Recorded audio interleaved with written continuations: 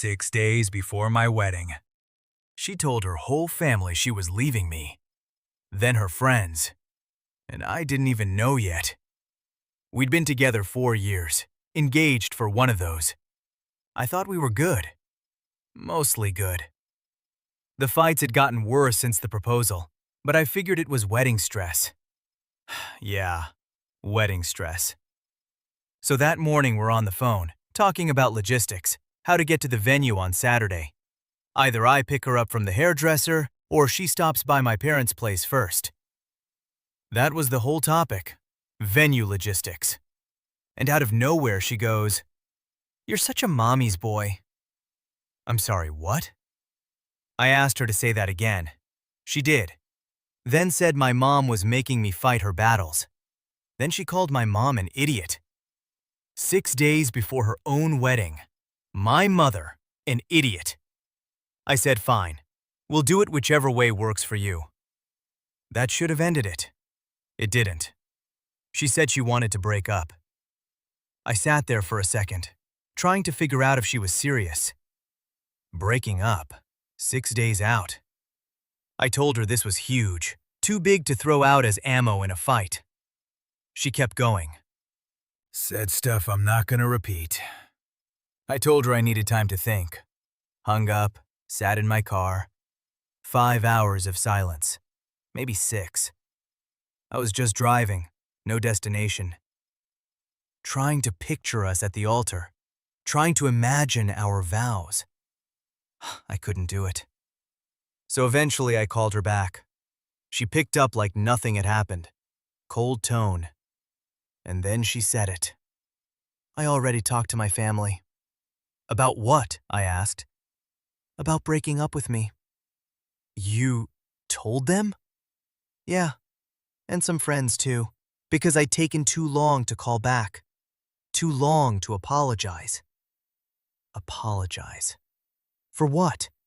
For not wanting my mom called an idiot? For asking for a few hours to breathe? She'd been building the case, 6 days before the wedding, with her family, her friends, telling everyone I was the bad guy. I just sat there, phone against my ear. And I asked myself, is this who I want to wake up to for 30 years? Someone who runs to her family every time it gets hard? Someone who calls my mom an idiot, then plays victim? I didn't know what to say. So I said I needed a few hours. She laughed at me, said I was out of my mind. Here's the thing nobody tells you. Canceling a wedding feels like dying. The deposits, the relatives flying in, the aunts who already mailed checks. But staying with her? Staying felt worse. I'll tell you what got me through that week. I needed to know who actually had my back, not who said the right thing on a phone call, who actually checked in, who came back the next day. So I started watching quietly, who looked at my stories, who returned to my profile. There's a thing that shows you those patterns. It's called Synapse AI. It tells you which followers actually pay attention to you, which ones keep coming back. I'll leave the link down below. Anyway, back to that night. I hung up on her around 11. Didn't sleep at all. Just stared at the ceiling. The next morning, I called her back, and I told her we were done. She laughed, said I'd never go through with it. So I started making calls. The venue, the caterer, my best man. One by one, telling people what had happened. Saturday at 4 p.m. came, the exact moment I was supposed to be saying my vows. I was on a plane to my brother's place. No fiancé, no wife. And honestly, lighter than I'd been in a year.